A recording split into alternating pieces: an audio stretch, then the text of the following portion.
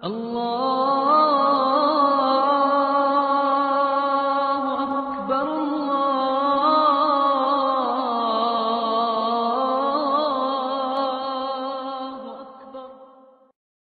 ایک روایت میں نے پڑھا ہے کہ جب بندہ نماز کے لیے کھڑا ہوتا ہے اللہ تعالیٰ فرشتوں کو کہتا ہے کہ اس کے بدن کے جتنے گناہ ہیں اتار کے ایک سمت ڈھیر لگا دو، تاکہ جب تک یہ میرے حضور کھڑا رہے پاک اور ستھرا ہو کے تو کھڑا رہے۔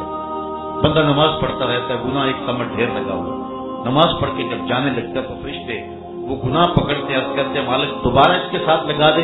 اللہ تعالیٰ فرماتا ہے اترے ہیں تو اترے ہی رہنے دو، میرا بندہ ستھرا ہو کے گھر کی طرف چلا جائے۔ کتنا بد نصیب شخص ہے کہ جس کو رب کے حضور سجدہ نصیب نہیں۔ بعض لوگ بڑی ڈٹائی کے ساتھ کہتے ہیں جی ہم نماز نہیں پڑھتے، میں کہتا تو کیوں نہیں پڑھتا؟ رب تجھے توفیق نہیں دیتا، اپنی دہلیز پہ تجھے بلاتا نہیں۔ میں نے کئی لوگوں کو دیکھا ہے کہ مسجد کی ہمسائیگی میں گھر ہوتا اور پنجگانہ آواز اذان کی آ رہی ہوتی ہے لیکن نصیب نہیں ہے، اللہ انہیں بلا ہی نہیں۔ اللہ اکبر، کتنی بد نصیبی ہے۔ بلکہ آپ نے بھی یہ مناظر دیکھے ہوں گے، بعض بات کسی مسجد کی ہمسائیگی میں فوتگی ہو جاتی ہے، جنازہ پڑھنے کے لیے لوگ آئے، مسجد سے وضو کیا، اب ظہر کے بعد جنازہ یا عصر کے بعد جنازہ کسی نماز کے بعد، تو لوگ باہر کھڑے، اندر جماعت ہو رہی ہے، وہ کیوں نماز نہیں پڑھ رہے؟ جی جنازے کے لیے آئے ہوئے۔ اللہ کے لیے اگر جنازہ پڑھنے آئے تھے تو اللہ کا پیغام اور اللہ کا فرض اس کی اندر ادائیگی ہو رہی ہے، لیکن باہر کھڑے کے کھڑے ہیں، فارغ ہیں، کام بھی کوئی نہیں، وضو بھی کیا ہوا ہے لیکن اندر جانے کی توفیق نہیں۔ یہ نماز ہے جو معراج کا خاص تحفہ مصطفیٰ کریم امت کے لیے لے کر کے آئے ہیں، اور یہ ابدیت کا بندے سے اظہار۔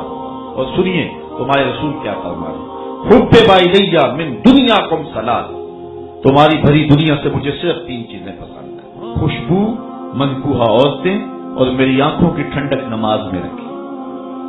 میں کہتا ہوں جو نماز نہیں پڑھتا وہ کیسا عاشق رسول ہے؟ عاشق رسول ہو اور حضور کی آنکھوں کو ٹھنڈک نہ پہنچائے، یہ کیسے ہو سکتا ہے؟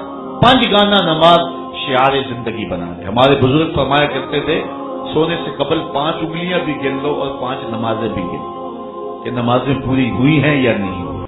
حضرت سلمان فارسی اور حضرت ابو عثمان سفر میں جا رہے ہیں، پت جھڑ کا موسم تھا، ایک شاخ پہ زرد پتوں کا گہنا دیکھ کر کے حضرت سلمان فارسی آگے بڑھے اور شاخ کو پکڑا اور جنبش دی، جتنے پتے تھے وہ جھڑ گئے۔ تو حضرت سلمان فارسی نے پلٹ کے حضرت ابو عثمان کو دیکھا، کہا ابو عثمان تو نے مجھے پوچھا نہیں کہ میں نے ایسا کیوں کیا؟ انہوں نے کہا جناب آپ بتا دیں آپ نے ایسا کیوں کیا؟ کہا ایک دن میں حضور کے ساتھ سفر پہ جا رہا ہوں، راستے میں ایسا ایک درخت آیا، حضور نے یوں شاخ پکڑی، جھٹکا دیا، جتنے پتے سے جھڑ گئے۔ میں یہ خوبصورت منظر دیکھتا رہ گیا، لیکن حضور سے میں نے پوچھا نہیں، تو حضور نے مجھے کہا اے سلمان فارسی تو نے مجھے پوچھا نہیں کہ میں نے ایسا کیوں کیا؟ تو میں نے بھی عرض کی حضور آپ بتا دیں کہ آپ نے ایسا کیوں کیا؟ حضور نے فرمایا سلمان جس طرح میں نے جھٹکا دیا ہے اور کوئی پتا بھی باقی نہیں رہا، جب بندہ یہ مومن نماز کے لیے کھڑا ہوتا ہے اس کے بدن پر ایک گناہ بھی باقی نہیں رہتا، سارے گناہ اس کے جھڑ جاتے اور بندہ ستھرا ہو جاتا ہے۔